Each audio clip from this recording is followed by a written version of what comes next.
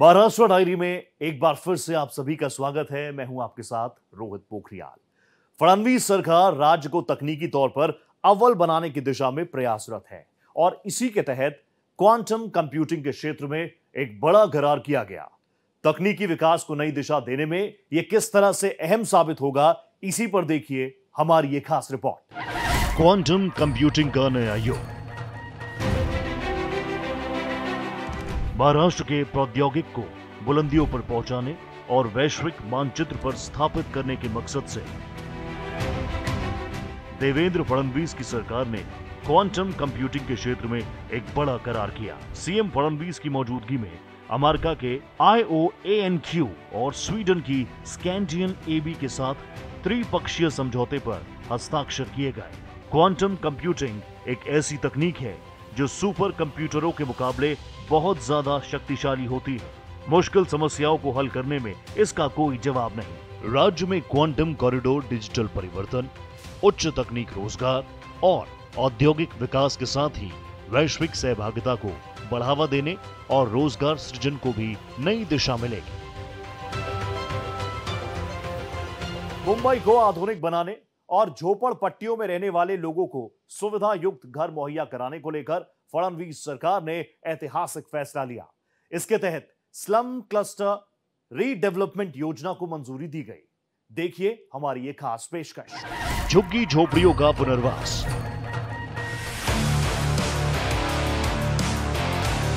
मुंबई को झुग्गी झोपड़ी मुक्त बनाने और वहां के लोगों को खुशियों वाला घर मुहैया कराने की दिशा में देवेंद्र फडणवीस सरकार कृत संकल्पित है। झोपड़पट्टियों की तस्वीर बदलने के लिए फडणवीस सरकार ने स्लम क्लस्टर रीडेवलपमेंट योजना को मंजूरी दी। इसके तहत अब 50 एकड़ से बड़ी झुग्गी बस्तियों का पुनर्विकास किया जाएगा। एशिया की सबसे बड़ी झुग्गी धारावी के बाद अब रमाबाई आंबेडकर और कामराज नगर झुग्गी झोपड़ी के कायाकल्प होने का आगाज हो गया। मुख्यमंत्री देवेंद्र फडणवीस ने झुग्गी झोपड़ी पुनर्वास परियोजना का भूमि पूजन किया। इस मौके पर डिप्टी सीएम एकनाथ शिंदे और अजीत पवार भी मौजूद रहे। महाराष्ट्र की देवेंद्र फडणवीस सरकार ब्लू ऊर्जा को बढ़ावा देने के लिए कृत संकल्पित है। इसी के तहत राज्य में न सिर्फ ऊर्जा की जरूरतों को पूरा करने के लिए सौर ऊर्जा को बढ़ावा दिया जा रहा है, बल्कि रेवोल्यूशन ऑन व्हील को भी जमीन पर उतारा गया है। देखिए हमारी ये खास रिपोर्ट। ब्लू एनर्जी को बढ़ावा। प्रदूषण से राहत पाने, ऊर्जा जरूरतों के वैकल्पिक साधनों को बढ़ावा देने के लिए मुख्यमंत्री देवेंद्र फडणवीस सरकार ने पुणे में देश के पहले अत्याधुनिक इलेक्ट्रिक ट्रक का शुभारंभ किया। इसकी खास बात यह है कि इस ट्रक में बैटरी चार्जिंग के साथ ही बैटरी स्वैपिंग की सुविधा भी है। 2035 तक महाराष्ट्र में 70% बिजली सौर ऊर्जा से हासिल करने का भी लक्ष्य तय किया गया है। इलेक्ट्रिक मोबिलिटी क्रांति की दिशा में यह मील का पत्थर साबित होने वाला है।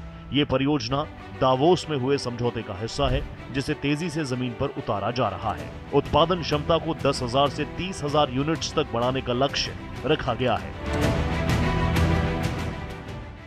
किसानों को राहत।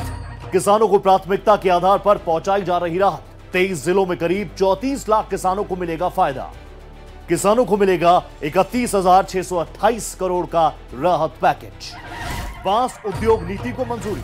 फडणवीस सरकार ने बांस उद्योग नीति को मंजूरी दी।